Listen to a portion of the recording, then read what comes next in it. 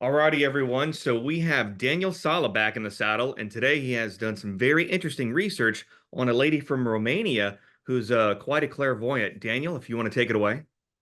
Yeah, it's Valentina Gârlea. She is probably the most impressive psychic. I'm not going to say the best because Edgar Cayce gives her a run for her money, but they're in a league of their own.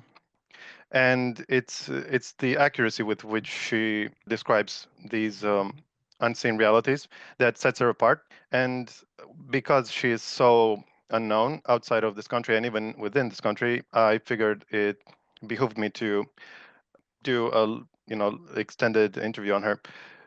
So I'm going to start with her humble beginnings. She's a blind psychic, not dissimilar to Baba Vanga, and both of them lost their sight in their early childhood.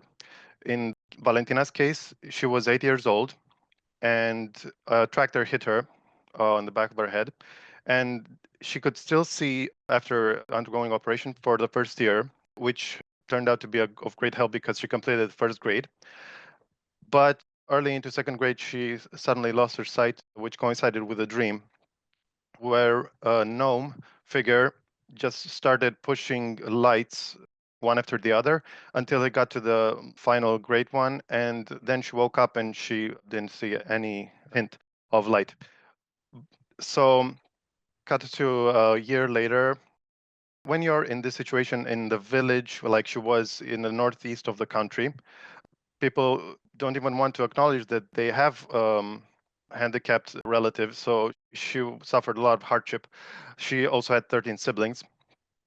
And 1 year into this blindness, because she always accompanied her father on his daily routines, she started seeing globes in the sky of different sizes, but usually between like an apple and a pumpkin. And they communicated with her sometimes, and they each had different colors. Some were green, some were blue, some were yellow, and many of them had hints of multiple colors, but always one predominates. And it turns out that these were discarnate spirits of humans. This is how they look when they're between incarnations. And in addition to the colorful ones, you also had the dark ones, whom all these spirits that I mentioned, all these floating globes, she could see them in the daylight floating around and roaming freely. But when the sun set, they always, without exception, clumped together based on color. So they didn't have to have the exact same shade, but let's say dark green and light green all clumped together and started floating higher and higher in the sky, except for the dark ones, which, because of their more gross attachments and lusts for power, they were closer to the earth even throughout the night. So her father didn't deny her, but humored her. And at one point, she looks towards the sunset because even though she sees into the unseen worlds, it's still a matter of of 360 vision. So you only see what's in front of you.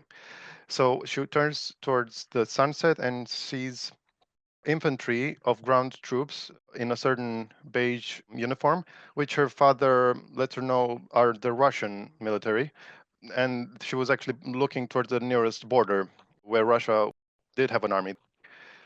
So at one point, a green, large sized balloon or globe communicates with her. And this is probably not dissimilar to the imaginary friends that we have in childhood that parents tend to write off as, flights of fancy. But it told her that from now on, she didn't need her father or her brothers to guide her, which she had until that point, because it would do the guiding, and it takes her up to the church and up a cherry tree that she used to climb when she was sighted, where there were a lot of children that were all looking bemused at her. And afterwards, she climbs down without problems, and she gets beckoned by the orb through an alfalfa patch, which the orb, having glided just above, scorched the top petals and leaves of, which was physical proof that was gathered by her big brother and shown around, including to the priests. So, as I said, she had a tumultuous childhood. She ended up having to leave home, looking over two of her nephews in a cabin in the middle of the country, and this significant incident because it showed how persecuted she was because of her powers. At one point in this cabin, there was a commotion and loud noises, and the glass case trembled. And it turns out that this is an effect of this is the real phenomenon behind hauntings is spirits that have not left this immediate plane and are having a brawl, which has to do with, in this case, with their violent deaths. And both the killers and the people who were murdered were of dark essence. So this explains the pronounced energetics of that event. So in the end, in her late teens and early adulthood, she learned some trades such as being a seamstress and later went on to have a child and then switched careers to a masseuse. The child died, unfortunately, 4 years into her life because of a cold, so unrelated to any of this. But she did adopt another girl later. The next great event in her life was she was born in 49, and in 94, she got faint glimmers of real lights again and went to a bioenergy therapist who helped her unlock her third eye, who, incidentally or not, was born in the exact date and hour that she lost her sight, a year after the tractor hitting her. Unfortunately, she reverted to full blindness. However, her powers, her psychic powers, increased exponentially. This is where she began to see not just the lights underlying both inert and live matter, but also complex phenomena and unknown structures. For example, the auras around people. People know about the lights that are aligned around the column called the chakras, but she could also see the seven layered auras around each person, which they all have without exception, even though they are all individual. No two layers are alike. So let's just give an example of her career.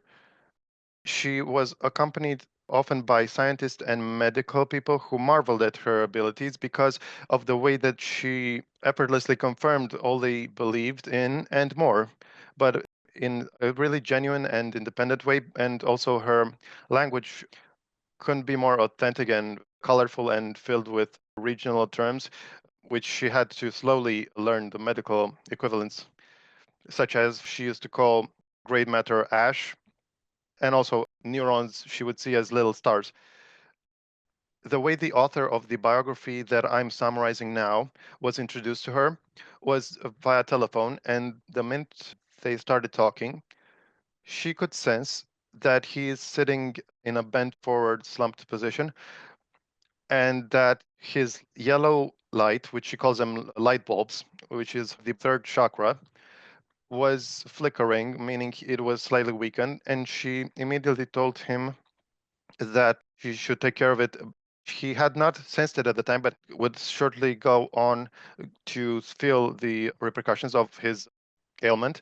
And he told her that his wife had already gotten him some plants for that particular organ because each of the chakras are related. If you want to know what each does, I could give you a list of all the technical terms, but basically the simplest way to figure out what each is designated towards is starting from the lowest part of the spinal column up to the top of the head. Just look for the endocrine glands that are at each respective heights and the sets of organs that coincide. So in his case, it was the liver in the author's case, and Valentina told him to shuffle the plants that his wife had gotten him in order to determine which one was best suited for his melody. So he got to the third after the first two were good but were unrelated. And then she described it as a ray that was projecting from the plant to the ailing organ. And that's how she knew that they were compatible. And a short while later, the author confirmed this. And this is one of many illustrations. For example, she used to get calls from abroad and from inside the country. But when she did get calls from abroad, it was a little more strenuous for her because it expends lights. In order to psychically go to a place, you have to extend that famous silver cord, which is extended from that yellow bulb. And at the tip, it is green because it relies on the sixth layer of the aura, which is responsible for thought. More on that later. But she projected this silver cord into the female that called her from Germany, who was struggling for 10 years with a serious skin illness, and all the doctors had failed her. And Valentina, within moments of them talking, identified the fact that she had sickle-like formations under her fifth layer of the skin, so very deep down. And Valentina had no idea of the current medicine, even in our country, let alone in Germany. She only had natural remedies. And she advised the German woman that she should take mud that remains, that's residue from brick factories that is used in making bricks. So And high iron, that red th- clay. yeah, but there's a certain compound in the Okay. clay, and she should rub it on her body, on her skin. And within a few weeks, she completely healed up. There was another case of a Romanian who didn't have the funds to even attend Valentina's medical booth, which she used to work every day for little money. But in desperation, she called her because she was struggling to even go to work. And Valentina quickly said that she not only had a similar skin problem, but also that her liver was failing due to excessive Coca-Cola consumption, Mm. and that she had benign tumor in her uterus, but that if she acted early, that she would be able to nullify it without surgical intervention, which all of these turned right. And the woman was, of course, extremely grateful, as were, I don't know how many others, at least in the tens of thousands. Valentina says that even over the phone, we exchanged so many colors that if we had this special vision, that we would treat each other with much more respect and care, and that the children have the most beautiful auras, and it's rare for adults to maintain it, especially after the age of 21. She says that she sees beautiful auras maybe once or twice a year, and that this is because of our tendency to seek pleasure and financial gain and power.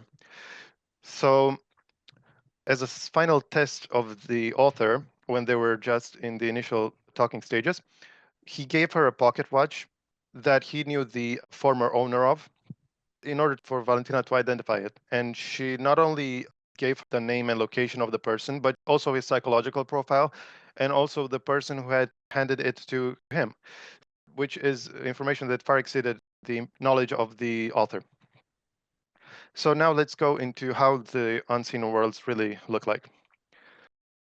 The same colors that we have in our bodies are findable in nature as well. For example, in the atmosphere. So we are apparently in the red layer, and above it is the largest one that you could see, which is a blue one. And above that is a violet one that has a sheen of gold. And the highest was a white one, which for the longest time she couldn't even peer into much because just she felt that she wasn't even prepared because it was the closest to divinity. So these balloons I mentioned, the highest they will go to is the violet one, and that's if they themselves are of very bright color and luminescence. She could also see very colorful shapes that you can describe as being the ether, that were composed of shapes that we would recognize, such as the pyramid, the cube, the sphere, half spheres, C shapes, and the clinical precision with which she would peer into these realms far exceeded any instruments that we have. At one point, the author suggests that she looks into a metal and she could notice the alignment of the atoms as very low light in the middle, which was the nucleus, which even though it was neatly aligned being inside of a metal, they also vibrated quite strongly. So nothing is static, of course. And the pyramids that I mentioned seem to be the most widespread. And even when she zooms in on humans, she says that the building block is actually that triangle. However, the author wanted to test just how much she could magnify this view. So she acquiesced and zoomed in even to the pyramid pattern. And she noticed that they, in turn, are made of tightly clumped balls. And if she zoomed in even further to a ridiculously small extent, then it would look like squares. And then if she went even further, it would simply be lines, which gives some credence to string theory that the underlying shape is just strings. So these pyramids that were very spread out, all these particles were of all colors, and the pyramids tended to clump together on one side with another pyramid of a different color. And similar to the globes, when nightfall came, they would clump together again by type. And all this goes to show that our main fuel, everyone that is living, on Earth, is the sun. That causes the greatest change. She could even tell the time of day by these changes in the particles and subatomic particles in the ether. Because, for example, during the night, she couldn't breathe as well as during the day. And there were also infusions of what is called prana, or the, the building block of energy, at certain times of day. She says that there was a significant one at 9:30 in the morning and one at 12 noon. And then her favorite one is at 10:30 at night, even though it's late. So regarding the color spectrum, she noticed that the aforementioned dark globes, what actually held them in place during the night as well, were the green, blue, and violet of these particles, and that they basically burned the dark matter, but also they kept it afloat. And as another example of the phenomenology of the ether, during Chernobyl event, which had no foreknowledge of, because at the time her powers were still muted, she noticed something akin to soot, a layer of soot enveloping the whole town. And those green, blue, violet particles that were dancing around before also were greatly influenced and subdued as a result. So that goes to show that even the ether is affected. Also, even just by walking around, wherever she was, basically, she could see little images that she could gaze towards, and then they would enlarge, which were basically little pockets of Akashic records, from best I can describe, which were prevalent and would play out similar to a movie, and would even have writing, which was in Romanian. So that's why it's fortuitous that she finished first grade. It probably depends on the language you're most fluent in. An example of that is one time she, in order to recharge from her strenuous job, which would take out a lot of her colors, as she said, she went back to her home village. And on one of these trips, she asked the driver to stop because she could sense strong energetic influx.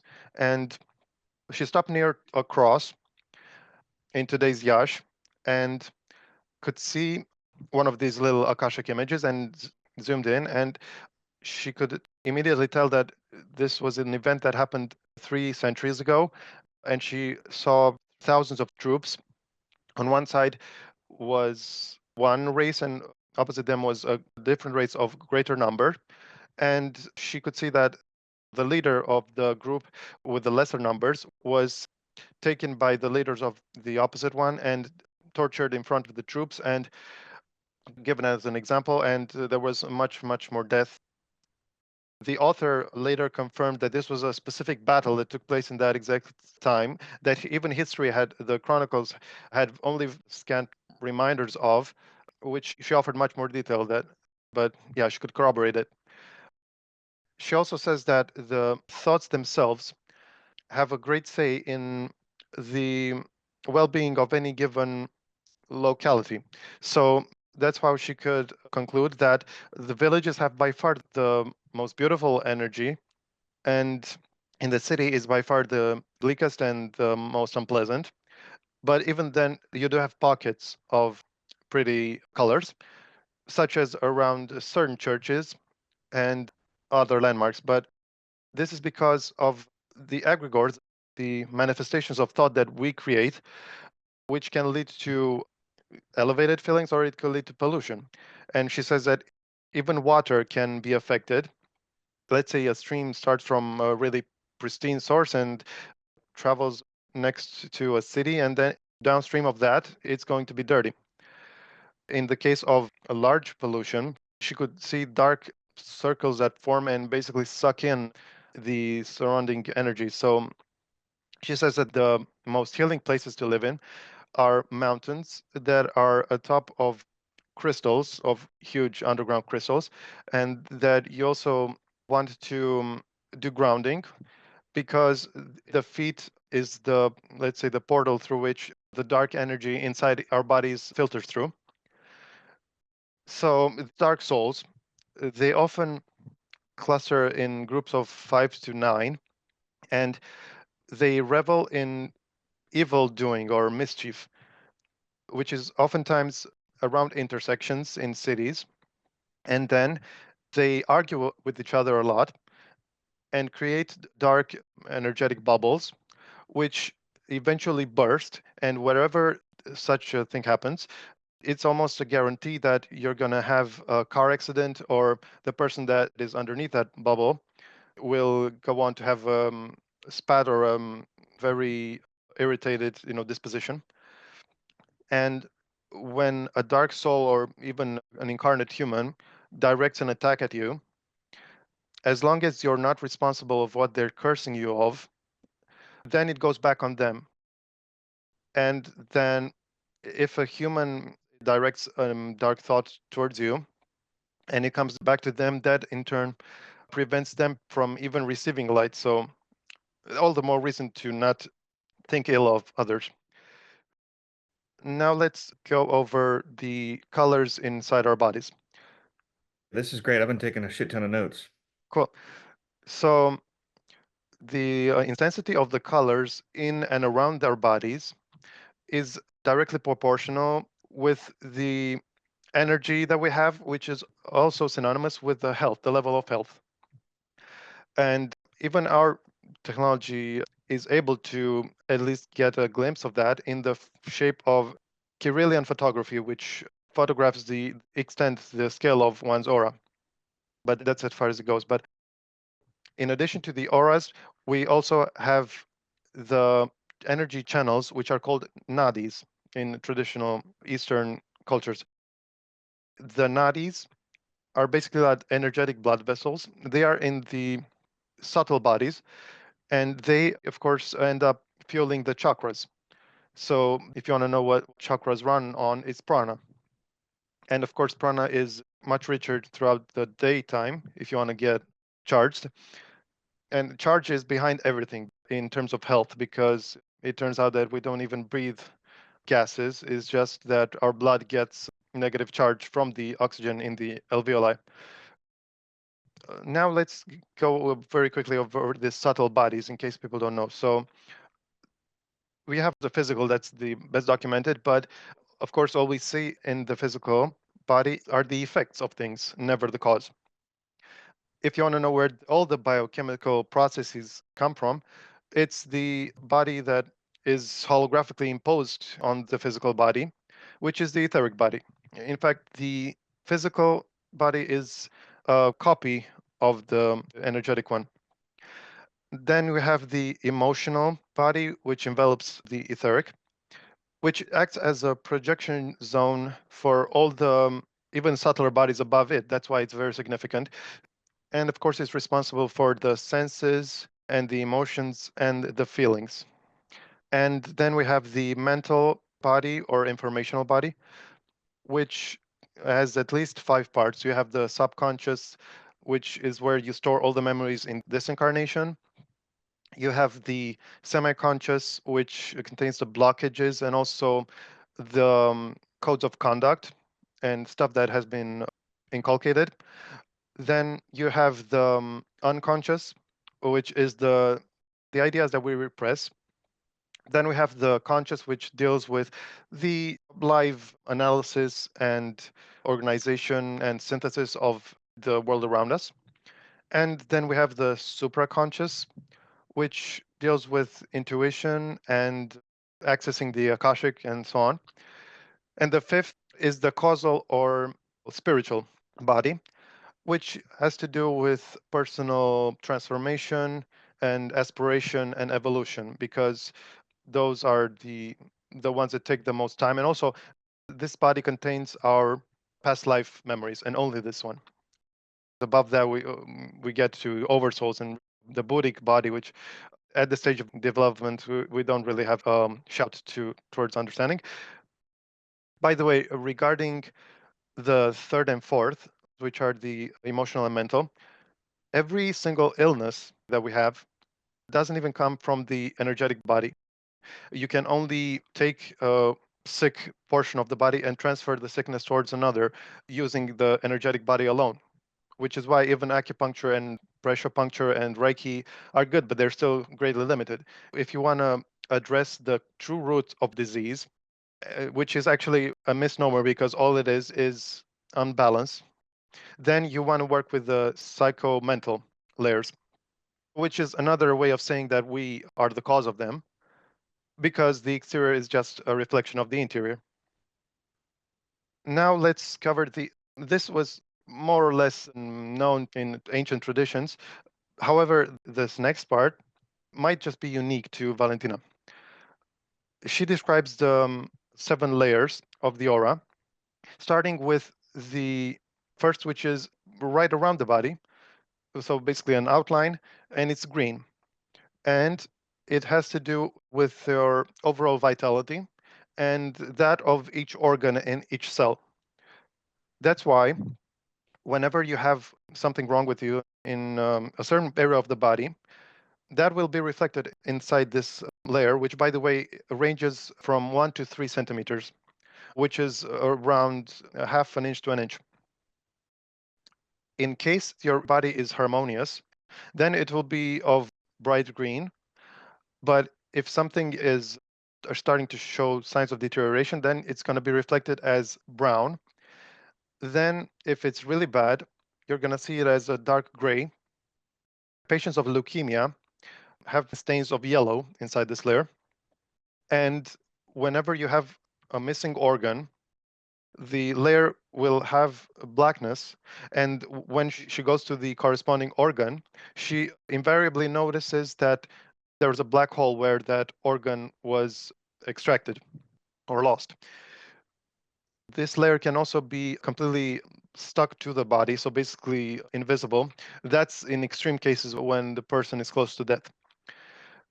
Over each of these 7 layers, between each of these layers, we have a thin white one, which is more ethereal, more smoky, and it acts as gliding. I mean, it prevents the layers to overlap because that has bad repercussions. So it's a sort of breathing room for each, which can also dwindle as well, these white layers. But anyway, they are quite thin. They're only 2 centimeters or just under 1 inch.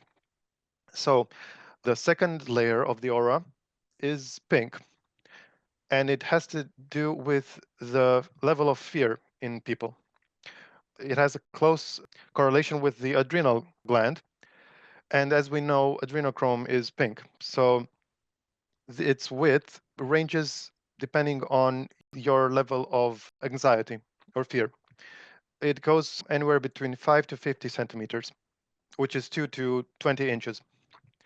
And the most deciding factor here, if you can believe it, is the way that your mother treats you and the amount of perturbances that she is subject to during the pregnancy, but also during the first 7 years of life.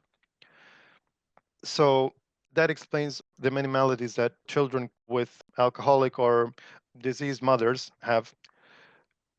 Next, we have the blue layer, which is sky blue, and it deals with essentially the intent of people, the true intent. And it's the one that she reads basically people's thoughts. So it might just be responsible for telepathy.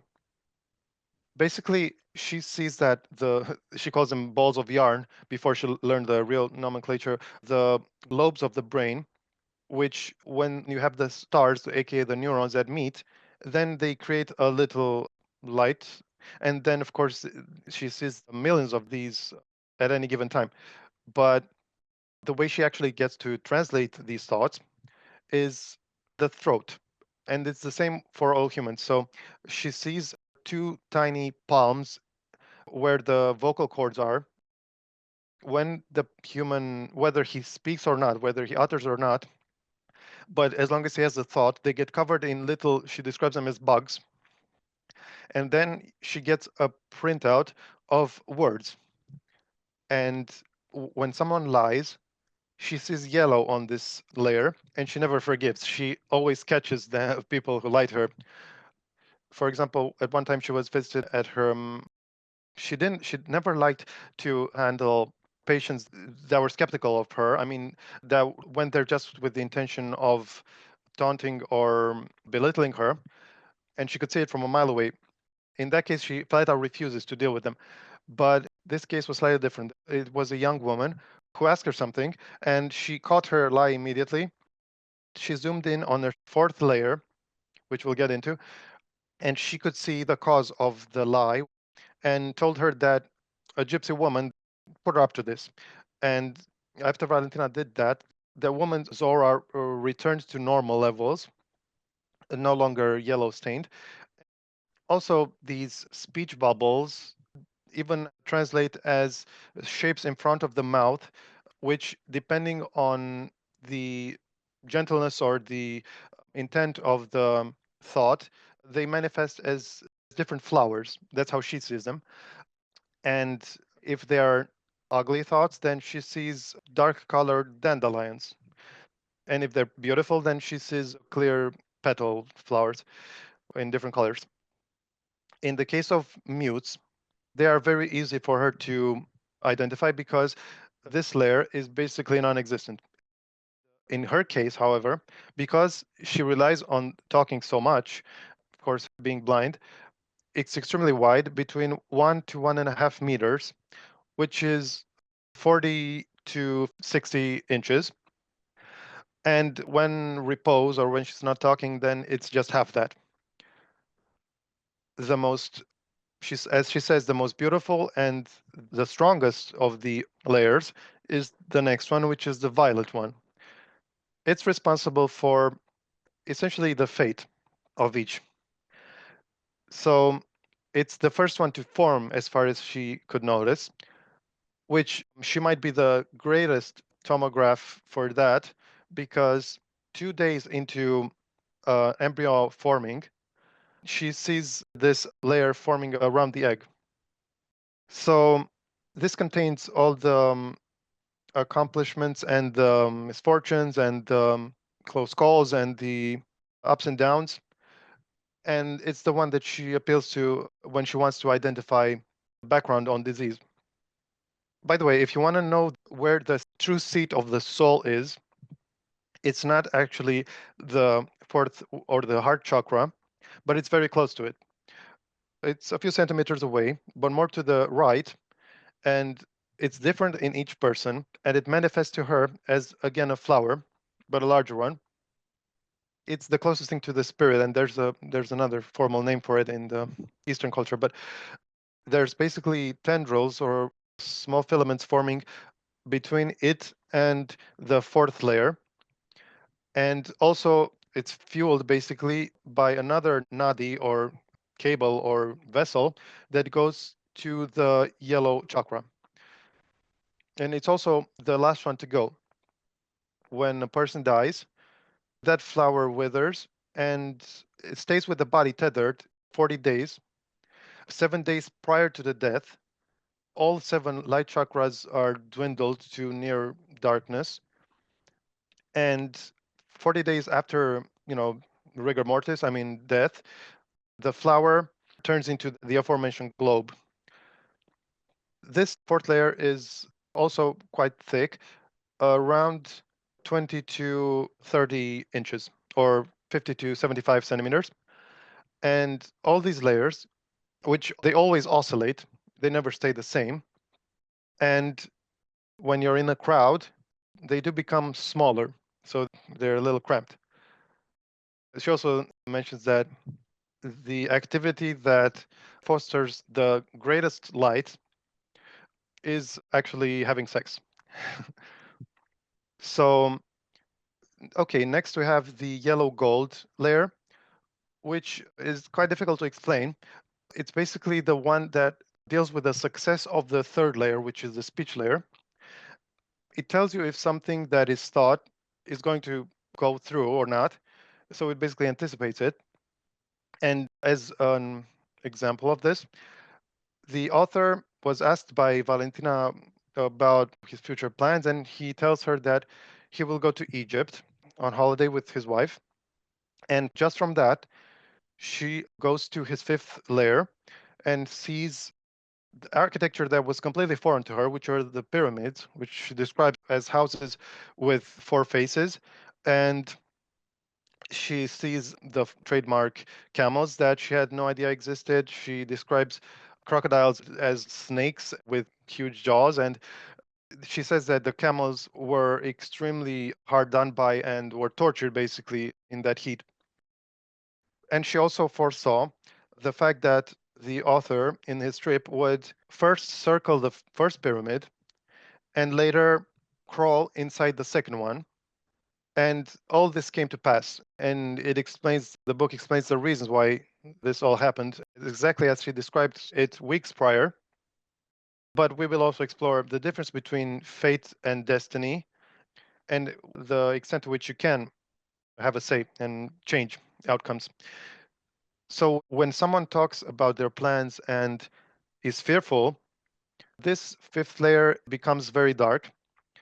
But in case they speak about something that they are not sure about the success of, but may still come to pass, she sees rust stains on the fifth layer. Okay, so then we have the sixth layer, which is a different shade of green, which she says that in turn, inside this layer, the shades of green can change depending on what you think, because this layer is responsible for basically your projections of thought.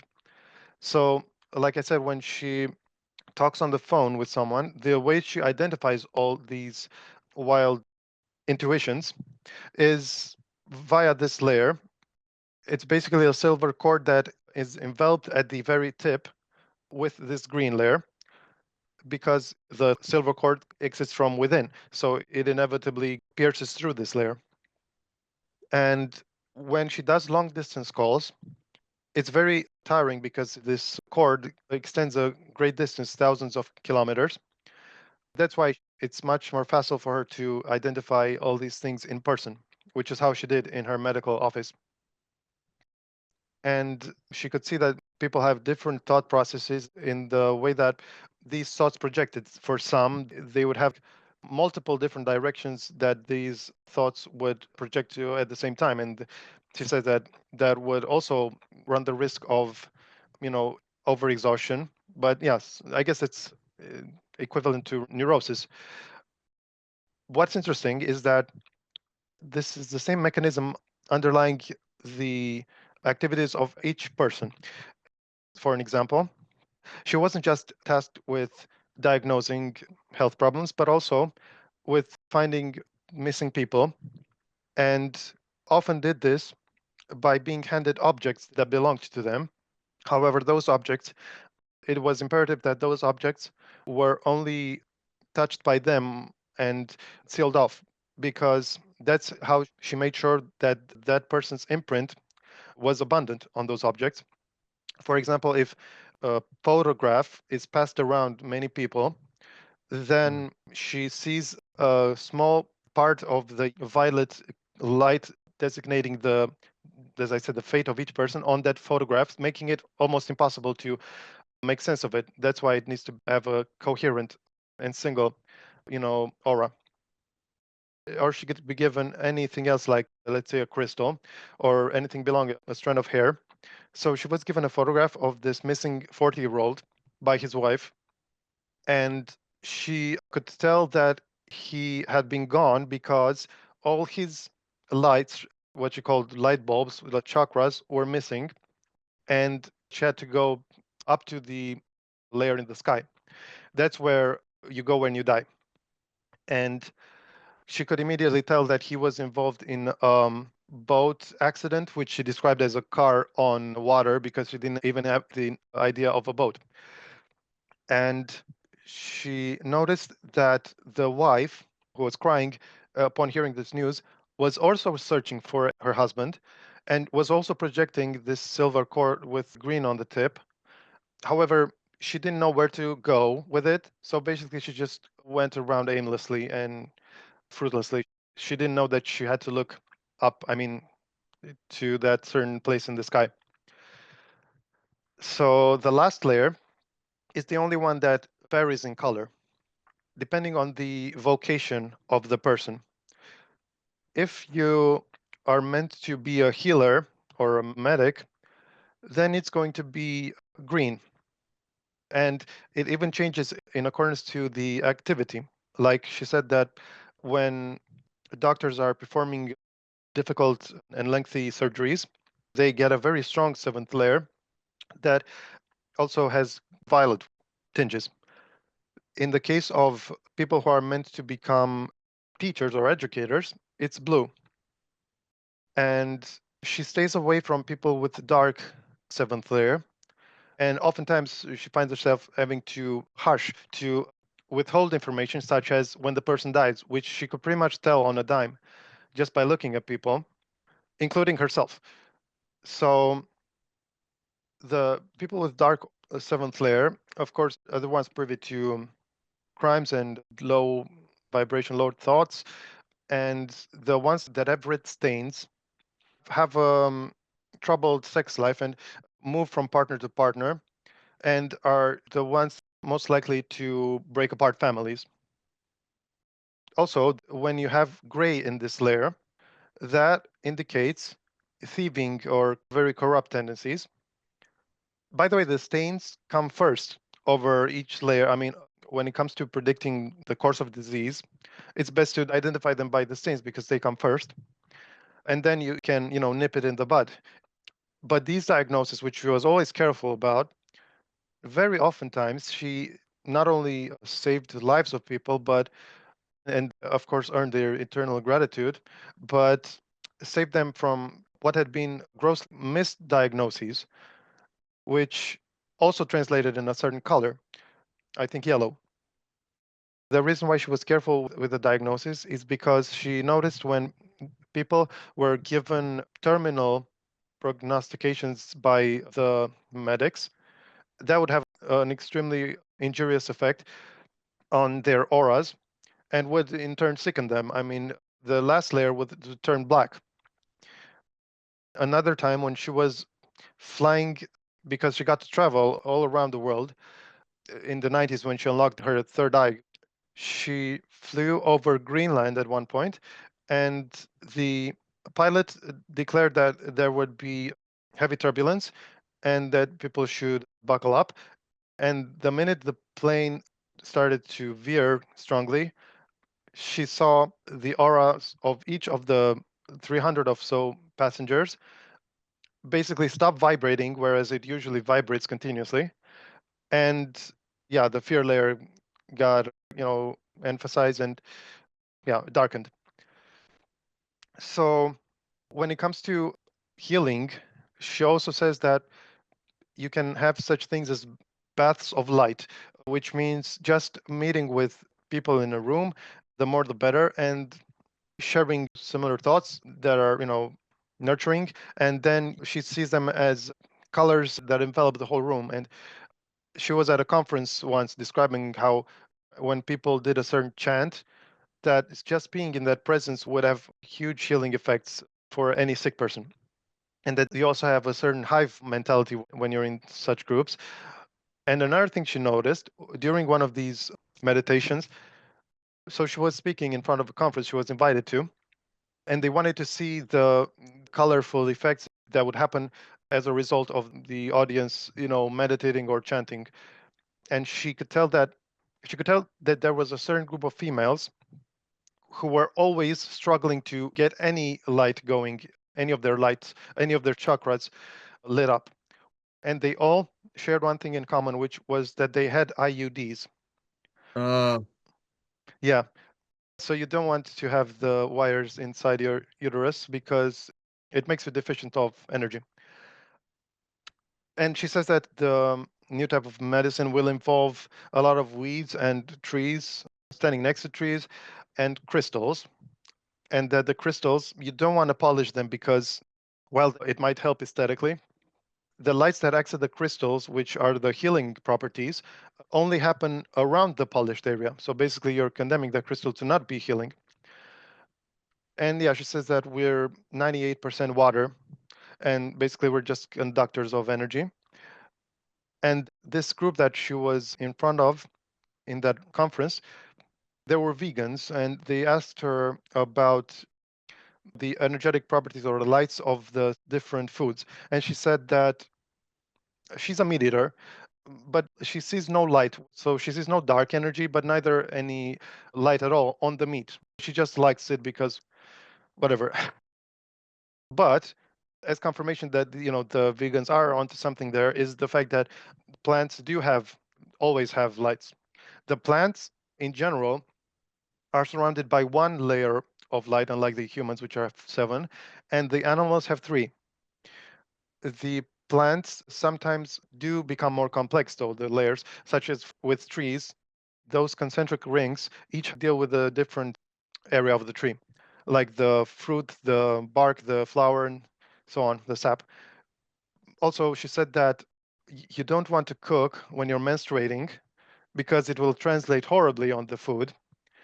And in fact, you're better off just fasting that day. And that even just heating food up, like on a stove, infuses it with your energy, let alone cooking the food. So, in general, you want to make sure you're in a good disposition when you cook. And she also added that alcohol does diminish your colors and can, after excessive use, make you even lose your stars, which is the neurons. She can also talk to both trees and animals. And as for animals, she says that roaches have no noticeable light around them except a very dim one in the eyes. That even one of the legs of an ant has more lights. And also, the only insect that does have noticeable chakras are the bees. And she says that dogs and horses are the most nourishing in terms of energy, but also cats are fine, but not so much the expensive breeds, because mhm. those only look at your throat and are always in hunting mode. And but the regular house cats, they are good to have around. They always go towards the areas, the vortices in the house with the lowest energy, probably in an effort to guard the owner. And that's why when they start to having the zoomies, they explode and start running. That translates as an emanation of dark energy, actually.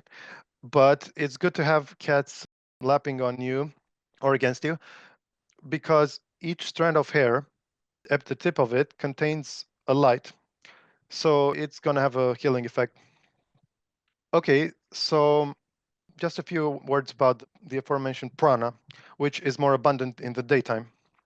So even it has multiple components, I mean, multiple particles. She counted seven, which is a number that we meet a lot. So the most potent one was the rose color prana atom, which all these prana particles enter through the seventh chakra, which is the crown. And then they get into the sushuma, which is the biggest energetic vessel that traverses the spinal column. And in angry people, the nadis, such as that one, and also the Ida and the Pingala, which are the red and blue well-known nadis, they can get congested when the person is angry. And in a mental institution, they basically become gray. Also, chakras don't so much have petals as much as spokes. But it's true that they do, like it's well known, they do divide into those. And the lower the chakra, the fewer the petals. So they start with 4 of them at the root chakra, and then progressively gain more and more until the crown chakra, which, because of how polluted we are, and the, Toxins. yeah, and because of the malaise and the lower proclivities of humans, she scarcely even sees petals in the 7th chakra. She usually just sees bulbs, light bulbs. But when someone looks after themselves, she sees 4 petals in the top chakra. And when they are especially knowledgeable and initiated, then she sees up to 7 or 8 petals. And that can even happen on people who aren't necessarily that experienced and that knowledgeable, but simply are very receptive to this information. And that, yeah, it changes in real time. And if you have great faith in yourself and, regard for the people around you, and if you cultivate the interests in all these unseen worlds, then it will manifest as a ribbon that goes around this 7th chakra above the ears. And if that person is especially in harmony with themselves, then basically this ribbon will grow out a multitude of petals, which will take the appearance of a wreath over the head. And the chakras don't actually end with those 7 that we know. There are also such things as secondary chakras and even tertiary, but the secondary, an example of them are the tips of the fingers, and each of them corresponds to a different area of the body. For example, the pinky of the right hand is going to inform you of the health of the heart. And if you're going to have, let's say, burst vessels, then Valentina perceives swords, small swords around the finger, as a technique to help herself gain back her colors because she's invariably exhausted after a day in a practice. She takes her fist, she clenches her fist, and touches her thumb to her cheek. And that's supposed to energize her and regain her colors. And when she wants to look at a certain organ with more precision, she extends her forefinger near that area of the patient's body, and it acts as a sort of flashlight because that finger deals with thought. And the famous prayer gesture, which is putting your palms together, is not by happenstance. Apparently, when you put your hands together like that, it has beneficial effects of coherence over the secondary chakras, which she sometimes uses as well. And she says that even though these energetic therapies like reflexotherapy and acupuncture are good, you don't want to go to the extreme length of acupuncture because oftentimes when the needle pierces the body, it only does a little bit of rekindling the lights, but that same needle can go in an area that's perfectly healthy and it's going to harm it for no Wow. good reason. And also, when it comes to healing by touch, like Reiki, you want to make sure that the therapist is compatible with the disease beforehand. Otherwise, he'll do more damage than good, or just move the sickness from one area of the body to another. Wow. And all these illnesses are felt by Valentina when she does diagnose them, but of course to a lesser degree. And then she has enough compassion to do it, especially knowing that she only feels them for a while, whereas those people live with them. So let's move on to the way that spiritual afflictions can affect the physical body. You have this incident where a girl suffered a stroke and she was confined to the bed. She still had some fainter colors inside, but she could see a great lesion, great swelling and hemorrhaging in her brain. And before that, she noticed a great crystal that the owner somehow gave to her as a gift, which she put in her purse. So she goes by the bedside of this girl, which was surrounded by her family, and above her, she could see three or four dark globes that had spikes. And when she looked closer, she saw snake figures and also frogs that were themselves black. So at this point, she produces the crystal from her purse, which just so happens to vaporize the dark bubbles through strange fortuitous event, basically annihilated them. And shortly after, that girl did regain some consciousness. They were all covered in energetic soot afterwards.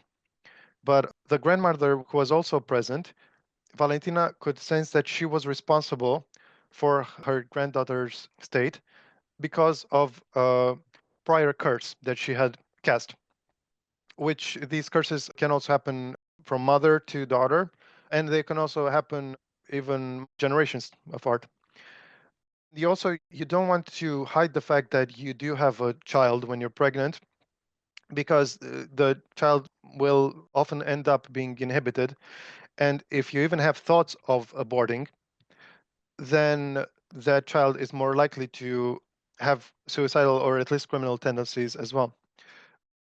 Valentina could easily detect the number of children a woman had given birth to simply by the fact that there was a small gap around the navel area in the first layer, and also that there were a number of dolls associated with the number of children just floating around the yellow chakra. And if the woman had abortions, this could still be seen, but instead of dolls, there would be fragments of bodies, like floating feet and arms and heads that she could just mitigate by, purifying herself, but she could never get rid of entirely. And without exception, she guessed who the father is in each case. Of over 20 cases of people asking her who the father is, she always guessed. Sometimes she was denied information by, let's say, the cosmos, and simply a light curtain would appear, would veil over that area, because I guess she was barred from going against the free will of others. Mm. So, another dark omen in humans, including as early as babies, when you have a sixth finger on your right hand that is surrounded by a dark aura, the real life translation is that that person will commit suicide. And when you have underneath your regular hand, when you have another one like a double hand, that's when that person, which is also surrounded by a dark aura, that person will commit a heinous crime within his own circle, like family or friend. And when they have the double hand on their left arm, they will simply kill, but not someone that's close. Wow. And people with terminal illnesses, their layers are far offset from their bodies. The more offset they are, the more terminal the disease. Sometimes doctors would use her to assess whether that person was even worth having a surgical intervention on. For example, if someone was scheduled to have one of their lungs removed, she could see it in their fourth layer, the one that deals with fate, and she could count down the months up to the point that they would die, but she would withhold the information, of course. But in this case, she could tell that that person would die in September and they were in springtime. So When a person has undergone clinical death, their layers around them get all tangled up. But when they come back, if they come back, the way to tell is that their sixth layer will be connected basically like a huge circle to the sky. So, yeah, similarly, if a couple gets wedded, they will always have etheric wire between them. And this also happens with twins. They don't just have the wire, they have, similar to the clinical death, they have like a whole circle around each other. So that's how she can tell when people are pretending that they've been in clinical death. One of the chapters describes what a funeral looks like from the point of view of the soul. So even though she wasn't able to read, she attended church. She said that few people have this born vocation, born grace to become a man of God. And in the case of this funeral, one of the three present had it. And she looked at the dead body and noticed that the only lights present were very dim ones on the nails and the hair. And by the time the service ended, they weren't even lit anymore. However, she noticed a very bright smoke that she realized was the soul. Because even the aforementioned globes aren't actually opaque, they're semi transparent, depending on the intensity of the brightness. So this smoke went from person to person, but especially around the family members. For example, spent a longer time around his wife and consoling his young girl. And when the songs from the service happened, Valentina noticed waves of light that came over the whole audience. And when the priest said, God forgive this man, another light manifestation happened. Shortly after this, there were 40 winged dolls. That's why she described them as dolls, like maybe little fairies or something, that came from, high up and maintained a group formation and beckoned the spirit to do something. The spirit was agitated. This coincided with the coffin being nailed, and the spirit's reaction to this was it bunched up and began to ask for help. It hated the fact that it was nailed. So it's up to interpretation what those 40 winged dolls do, but it seemed to try to encourage the discarnate spirits to not get too attached to the grave and to the mortal carcass. And then he gets, buried, but then comes up again and scolds his wife, even though he had died of cancer, so it wasn't his wife's fault. But then he lifts up to the sky, so it wasn't a bad soul. It lifts up to the sky and turns brighter and like a star, Valentina said, and then came back because these spirits still linger around their grave for quite a while. So on another occasion, Valentina went to a cemetery along with another man, and three globes encountered them of different colors. And the one that was predominantly gold with some green talked to them, I mean to her, and she realized that that man who was accompanying his wife, which she confirmed because that was the place they were visiting in that cemetery. She got to talking to that spirit, and the man asked her if she can tell that person's name. And the minute he asked her that, the spirit printed out her name over like a plaque and in clear letters, which was Maria. Then the person asked Valentina the location, I mean, the origin, where his wife was from. And similarly, the spirit gives her an image of a mountain. And at the bottom of this postcard looking thing was the text of the city, Brasov. There's another interesting chapter on Valentina's explorations of her past lives. Despite growing up in a deeply Orthodox country and especially the countryside like she was a firm believer in the cycle of reincarnation, and sometimes would argue with priests about that. But she had never actually peered into her own. When she looked at other people into their fourth layer, she said that she could describe in detail their last 20 lives, because before that it's a bit of a haze.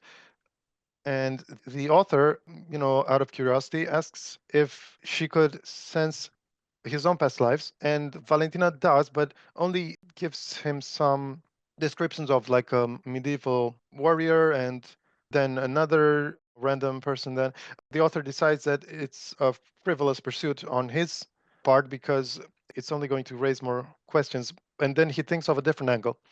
He asks Valentina to explore whether they had ever met in the past. When Valentina was first asked to peer into her past lives, she was met with a dog that basically acted as a guard. So there must be truth to the legend of Cerberus. Is that the three-headed dog out in Yes, yeah. that's right. Yeah.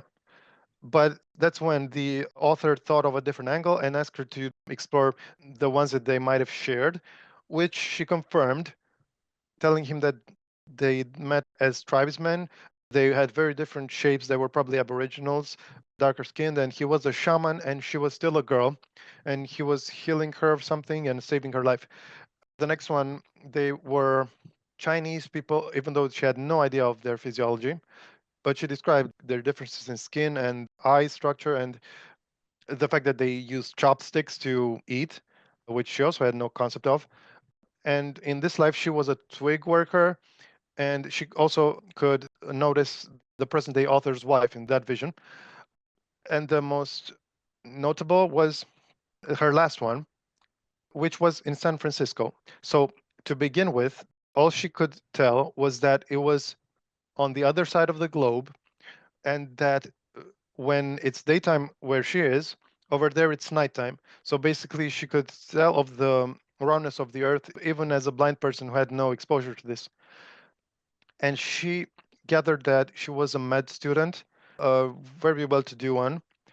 And this is a theme in many of her past lives that she had to deal with healing. So that's probably how she accrued all these gifts. So she actually worked in a skyscraper and died in a car accident, an unfortunate car accident when she was only around 20. So, because of all these very concrete indications, she could isolate later that it was San Francisco. Oh, and she also noticed that she died in 1939. So, she put all these facts together and would later, on her visit to America, find her name in catalogs and could confirm from various outside sources. And also, she said that in this life she spoke a twisted language, and sometimes her husband in her present life caught her speaking fluent English, even though she had no knowledge of it. And she says that the interval during which she was a floating orb, so before her present incarnation, was 9 years, 9.5 years. And it spanned a very long area, of course. So she not only got to work with medics and scientists, but she even got approached by the SRI, the local security department, and the Interpol, and even the CIA. At one point, she says that in her visit to America, which she would never want to settle there, even though she was offered to, and as well as Canada, she didn't like the fact that so many of the people around her were, as she said, brainwashed. And at one point, she says that NASA did some experiments on her and they put her in a tracksuit, and that's when she stops talking. She decides against disclosing more. However, there's no mention of her anywhere. There was supposed to be a book written about her in English, but it never came up. So she predicted 9/11. She visited America a few days or a few weeks before it happened, and she said that there was going to be no terrorists involved. So about her preferences when it comes to countries, she's very partial to Romania. She says that even though overall, humanity still has much catching up to do, much healing to do, that's still the place where the brightest colors and the prettiest colors are. and the only place that she would want to be reincarnated in the next 100 lifetimes, with maybe slight nod to France, which she also liked, and also Hungary. She said it's not that bad. But when she got further away from Romania, like Austria and then Germany, she said that the auras turned much more gray and tinier. And this also happened with expatriated Romanians. They kind of betrayed their country and as a result suffered a loss of colors, which, is a major problem in Romania. So once when she was in her town that I lived in myself for half a year, Yash, when she was walking with a friend in a park that she didn't know also contained a small cemetery, she noticed some spirits floating that she could isolate the fact that they were Jews. And this is because in the sixth chakra, which is the seat of consciousness and intuition, there is a symbol unique to each people that is right there in the forehead. And in the case of the Jews, it's actually the Star of David. That is the six-pointed star. That's how she could instantly tell that the people buried in that small cemetery were Jews. She says that Romanians, without exception, have the eight-pointed star, and that if mother and father have a child and they're of different nationality, that will also be reflected. For example, if one is Hungarian and one's Romanian, the front side of the star will be eight-pointed and the back will be five because Hungarians are five-pointed or signified by it. And Macedonians are represented by a sickle shape, which goes in different directions. So a star made of sickles. Gypsies have a wisp instead of a star, or something akin to a wisp. So it goes in extremely many directions. And she could also sense these shapes in the blood. So not just but they were most evident in the forehead. And since I described the funeral, I might as well also describe a baptism. So there's actually truth to the legend of the Greek fates. In Romanian, they're called ursitoare, which, one's responsible for the looming of the thread, one for the spindle, and one for the cutting. Valentina says that one is on the light side, one is on the dark side, and one is neutral. She noticed the three of them that were miniature shaped and that were kind of dancing around the head of this newborn that was being baptized. And this was preceded by a woman throwing a golden cloth over the baby's head. And then that's when these three figures came in. And she says that either when the child gets baptized or 3 days after they get born, that only one of the three fates remains with the child. And she could see which one this child was allotted because it transitioned from above his head to over his right shoulder. And it turned into a cherub, like a small angel then. And when she was asked about angels, she says that we all have two of them and one on each shoulder. One encourages us to do mischievous things, and the other one, the more good natured. So, one of the most interesting tidbits that she came up with was during one of those conferences, the person she was standing in front of the room with was doing the Holy Communion. And when he got to the part about give us, Lord, our daily bread, that's when a huge cloud of soot enveloped the room and just deposited over everyone in the room. So when she described this phenomenon to the other person who was speaking in front of the audience, he wrote it off as, oh yeah, because they're purifying, I mean, they're getting rid of the evil, energies. But it almost definitely is something else, which is the fact that the eating of the body is an inversion of the true Christic teachings. She also warns against spiritism in the sense that when people invoke spirits, even if they're deceased relative that you know for certain is of the positive, the benign kind, you don't want to disturb them from where they're dwelling because you often call in accompanying spirits. And in the case that Valentina noticed firsthand, it was a lady doing a invocation, and the spirit came along with four others, three of which were dark, and they quarreled, and it was a very unpleasant experience. So it's actually somewhat of a sin to call in to disturb resting spirits. And that even when you say someone's name, that their face will appear nearby as a projection, unless they're dead. In that case, she doesn't see anything. And as a differentiation between what you can't affect with your free will, apparently you can't change your fate, but you can alter your destiny. Or is it the other way around? Destiny, I think, means a projection, maybe things you will achieve on your journey. Like a destiny is like a milestone. Fate, I think, is something that ultimately gets you in the end, no matter what. Trying to make sense of it. Yeah, because I was on the fence as well. But so she says that fate is set in stone, but destiny you can still tweak. For example, in her medical office, she was visited by one of the medic's children, who was a grown woman, and she made a prognostication, warning that a few months from that point, she would want to visit her mother and make sure that she doesn't go to this certain location. Because if she does, then she would drown. It would result in death. But because it was so far away and maybe the daughter discarded it, the prognostication came to pass. But Valentina is certain that she could have prevented it.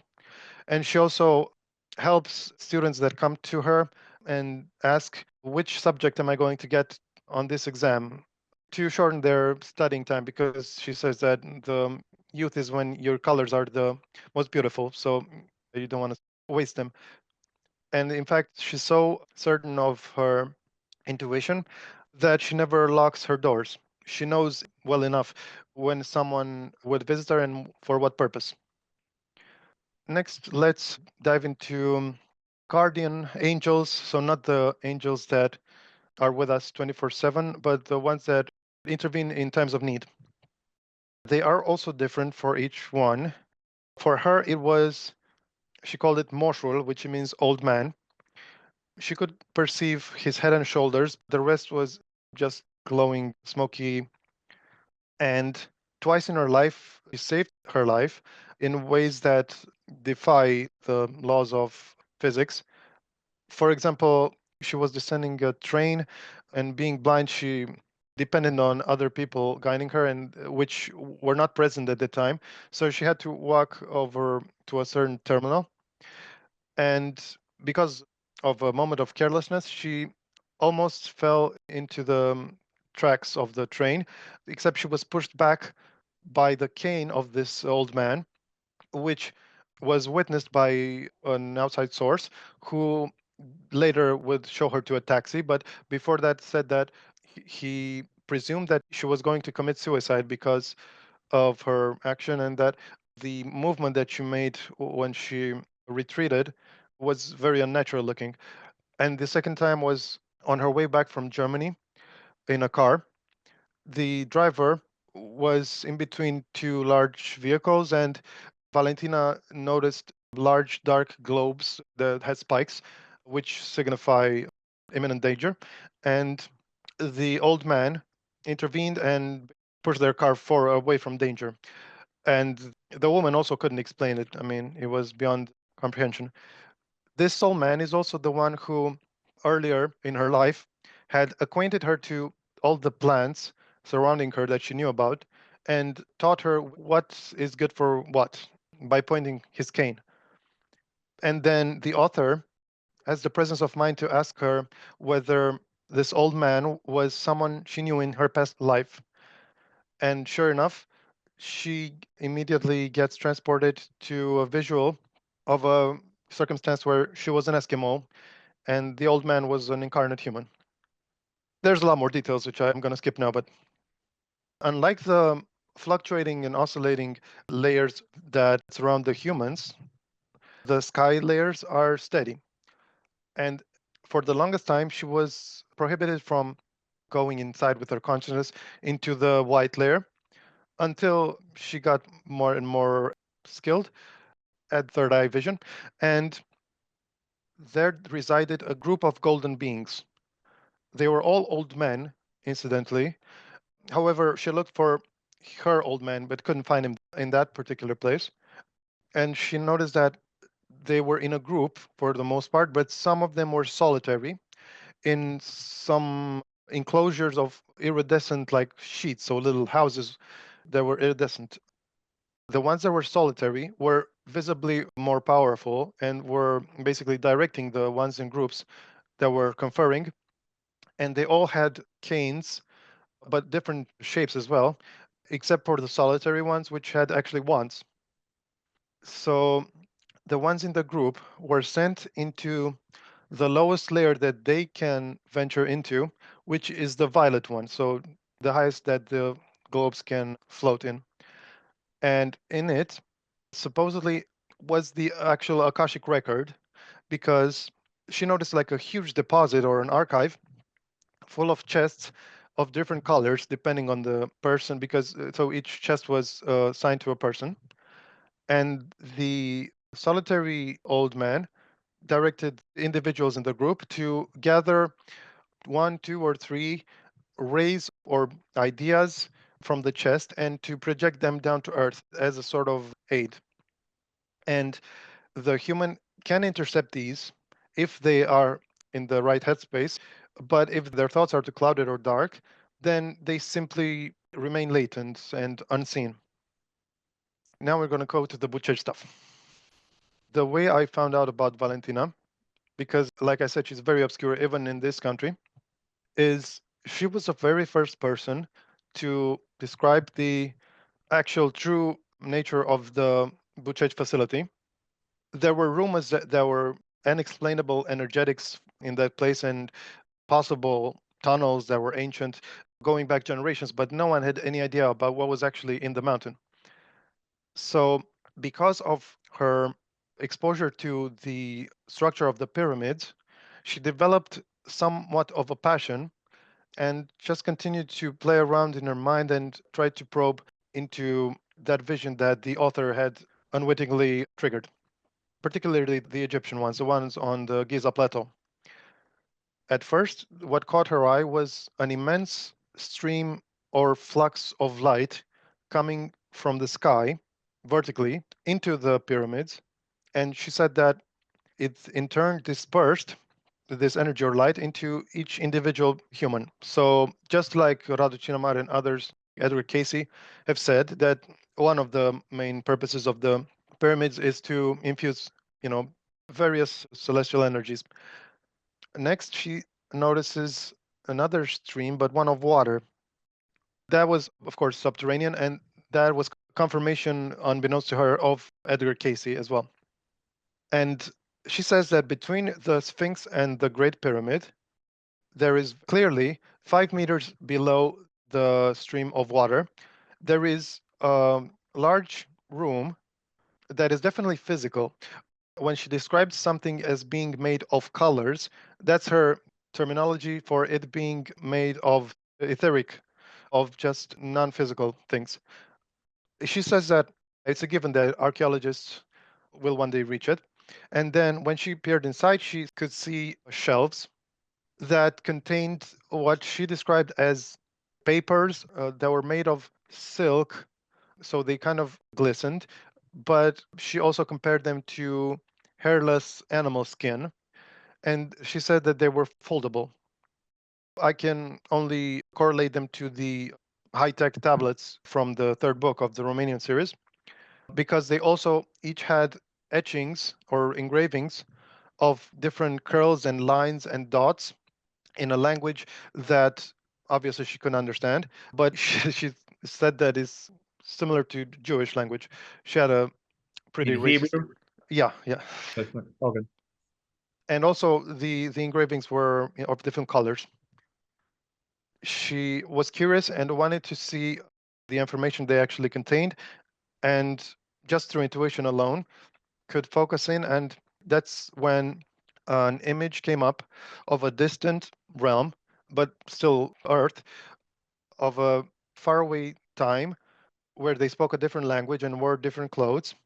But then it takes a turn for the worse because the humans start killing each other. And yeah, she didn't dwell on it much. Unfortunately, the author wrote that he omitted to go into great detail because this was 97, the date of the book, and at the time people weren't ready and were more likely to discredit any of this information. So he only stuck to the highlights. But he says that he did record everything. So Valentina also saw that some of these papers were stacked inside sacks. They were very well organized, and that the walls were not of stone, they were of earth, but they were actually covered with a shiny shell. So exactly like the books. And this shell, she could tell, wasn't, you couldn't crumble it, but you could maybe through brute force crack it. And she makes the connection with the Buceg complex, not at that moment, but later when someone hands her a picture of the Sphinx. She just takes her mind there, and the first thing she sees is a horseman or a guardian that was made of colors, so was just etheric, that was large, and he was made of white, and he was imposing and had a sword and boots and a crown and a great white beard, and he, yeah, safeguarded that place. And also it was connected to the pyramids through underground. There was energetic stream, which he describes as water, but I'm not sure if it is water, that extends from here to Egypt. I'm assuming that that's the tunnel. That's the That stretch famous. all the way to the Vatican, all the way out to Iran for that Tomb of Osiris, or all these things that we've maybe touched on before. We did touch on it. I'm assuming it's the tunnel from the third book that goes from Egypt to Buceg, which is the last one to be made. And there is a similar, almost as strong stream of light coming from the cosmic plane down into the Sphinx or that mountain. And it basically acts as the protector of this country. So its reach extends far more than what the eye can see. Then she asks permission from this guardian to go in with her mind into the actual site, and she sees that it was separated by a good bit of stone before she got to the holes. First, she saw some bifurcations and then some large holes, which contained very heavy and large tables that were, she said, made of crystal. Unlike the books, she also saw a few chairs, three small chairs around one of them, and they were interactable as well. She noticed on some of them those similar etched skins, like in Egypt, and some of the tables even had drawers, and inside the drawers were also like shiny long strands of silk that no doubt contained information. And on other tables, there were twisted wires with buttons, so must have been some contraptions that were not described in the book, and other accessories that were, alien to her. So she got from that visit that when the energy that was streaming from the cosmos would weaken, then that would usher in a change in humanity, and that the person who would enter would have to be prepared. So it wouldn't just grant anyone permission, and then that person will have to press a certain button. And another consequence is that in 100 years, apparently Romania will be flooded. And she says that this is interesting. So she mentioned this in a 2002 conference, that the passing between 2003 and 2004 will be the real 2000. The That's change of actual accurate date. Okay. which is the exact date of, at least assumed the purported date of the entry into the facility. And Another prediction she makes regarding Romania is that the Raro mountain, which is apparently the highest vibrational place inside the Carpathians, which the Carpathians are, this is not Valentina's information, but apparently they're the Anahata, or the fourth chakra of the planet. That's why they're significant. That this certain area of the mountain is going to collapse and would result, I mean, curative waters would shed out of it. Curative might mean, that purge and that result in a lot of, Cure. loss of life. Yeah. She left that to interpretation. And I'm itching to get more inside scoops about all this, but she was always very wary of disclosing too much to people who aren't ready. She even out of hand dismissed many of the questioners from those conferences, like when they wanted to know how should we best approach technology exchange with extraterrestrials. She said that I can see your thought, the cable of your thought peering into me with such force, and believe me, you're not ready for this information. But she said that she carefully archived predictions for at the time of that conference up to the year 2808, and that it has been, laid to paper, and that they will be revealed when the world will be ready, which hopefully is before she died. She says that she sees in her fourth layer that she is going to die at 110, and she would today be 75. So even though no one has heard anything from her in the last 5 years, and she had retired from medical practice 5 years before that, that most likely has to do with a home accident that she suffered, which she broke many bones, and she already lost her husband, so she's probably not in a correct state of mind to practice medicine. But she is, by the looks of it, still alive, and that gives me hope that I can one day interview her and get all this intel. Which would be wonderful, you know? hmm So, just a few finishing revelations that I found really spicy. One of the questioners asked what she sees inside the Earth. And she says, oh, but that's simple. The Earth is like a ball, and there are beings of light that are much stronger than us that live inside. And that there's a certain lake that there's a certain vortex in, and that you can get inside the Earth. And that when that happens, your physical body basically transforms into a light body as you enter the mantle, but you still take it with you. So it's like informationally, you're all there. And then when you return, you get your physicality again, which is also excellent corroboration of Radu Chinamar's description of the phenomena that take place when you enter the Earth. And then she was part of a project that posed many more questions, such as life on Mars. But all she said at that conference, unfortunately, was that there were beings of light on that as well. She didn't go into detail. So, lastly, about Valentina, I wanted to leave this for the end because it's the one that strains credulity the most. But when you hear her talk, the lack of ulterior motive and the language, the colorful language, and the incredible sincerity, you know that there is absolutely no deception whatsoever in this person. Not that she's a saint, but she's as clean as they come. So she was attending an alternative medicine congress in Arad, which is a town near me, and there were many dignitaries and from all over the world, and which is good because the events that followed were sustained and corroborated. So there was 18-year-old boy with hazel hair and curly that was attending it, and he stood out because his clothes were very informal until someone passes him a suit. And this was in the morning. Later in the afternoon, she sees that boy again, who now appears to have aged something like 30 years. Another feature that stood out was that this man had a ring on his finger that was bejeweled with a stone that was polished but had like a spike coming out of it.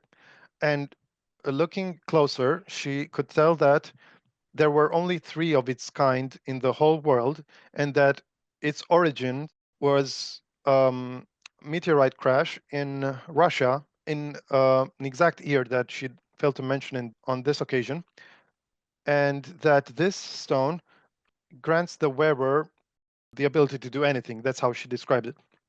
And this person was clearly telepathic, because when she heard this, even though he was sitting in a different table, he put his hand over a fork and curled it around multiple twists, and then lifted his hand, and then it uncurled. Later that day, a group of them congregated inside Valentina's room, and they were asking her questions about this mysterious man. And it just so happened that this man was standing outside her hotel room door, and he was invited in, but one of the ladies was very scared and fainted, and the atmosphere was one of opposition at that moment.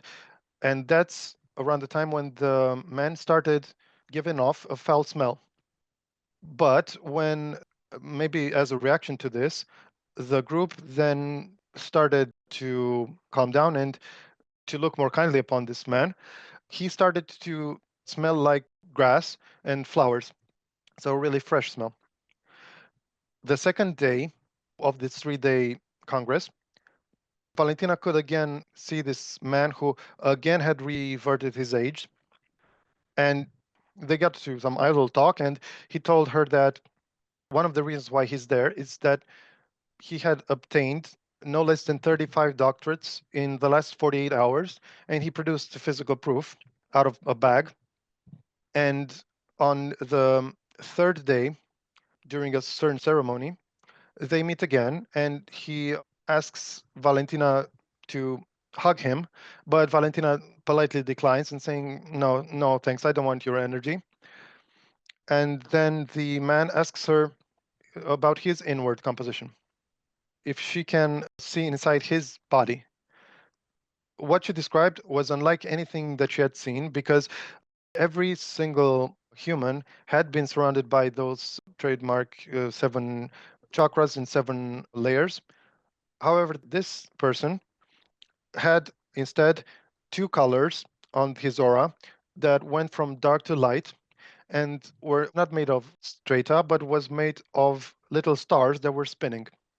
And then she looked inside his body and saw that it also differed in that it was more of a uniform organ, didn't have the many twists and turns like we have in the plumbing. Also, she describes some strange wires that probably his energetic channels that multiplied as she was going deeper down. And anyway, she tells him that he's from the planet Paladis, which apparently is the 10th planet out of the 12 in our solar system. And when she said that, the group that was at their table was also keenly listening, and the man then pulled out some photos from his bag, which confirmed everything that Valentina was saying. So Valentina says that he is a light being and that he had some sort of noble blood. It's unknown if he was a lower or higher astral being. I leave that to the interpretation of each listener. But anyway, the other reason that Valentina correctly intuited that he was present in that place was intel gathering, and that he had recently been to Moscow and was sealing some deals for NATO. When she started talking about that and the other purposes of his visit, he gently shuts her up by changing the subject, and yeah, that's where their interaction ends. So this was supposed to be just a primer, because obviously she's a treasure trove of information, and hopefully I will manage to get her phone number and maybe arrange an on-site interview. That would be great, because I would get the sequel to not only the alien anecdote, but also, of course, the Buchej and many, many other topics.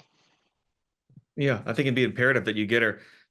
Tracking her down, and I don't know, the practicality of getting to her is going to be a huge obstacle, but I do wish you the best of luck in that. I think it would be a nice, I don't know, for her to go out with a bang, if you will, to tell you everything, and getting her at, I guess, her most seasoned, if she can reflect back on everything, if there's, no issues with the integrity of her mind, or I don't know, Oh, no, truth no. is stranger than fiction, but it would be wonderful if you could do that. Just touching on all this, it could be almost overwhelming to the listener because of the level of this woman's clairvoyance. But then again, I don't think out of everything you said, not that you would be, or maybe I'm biased because I'm your friend, that anything is a stretch. It all does seem very practical, and it basically just takes what people have at maybe a little bit general knowledge of chakras, things like that. Even the layperson, I'm sure, has heard of that, and then really expounds on it and gives um, more of a practical application to the things we do in life, the things we say, and how to conduct oneself in accordance with what you're basically laying out coming from her. But anyway, if that's it, Daniel, if that's what you want to embark on everyone for this first episode, then I guess we can stop here unless you have anything else you want to say on record. Well, that first of all, she never regretted the fact that she turned blind. In fact, she makes a point that she does not want it restored because the true vision is much more beautiful, and that she wishes that people were occasionally blind just to develop this. But she also said that in the distant future, people will be able to have this third eye vision in combination with the normal one. Her predictions overall were not bleak, but they were also quite severe from the little that I gleaned. But what I like the most about her is that she acts as a sort of bridge between the current, materialist paradigm and the subtle planes and the psychic phenomena and abilities, because just knowing that someone like that exists and that you can interact with her makes you second guess everything that you thought you knew about yourself. Just knowing that there's someone who can catch you on your lie before you even say it, and you have to guard yourself. I mean, you have to develop much more control over your mental body. That is very well said. Yeah. And I believe we have settled on a mini series that deals with continuity of the Buchej saga, and as well as some brushing up on history regarding Atlantis and their later offshoots. Yeah. Can't wait. We'll start round two soon. Great.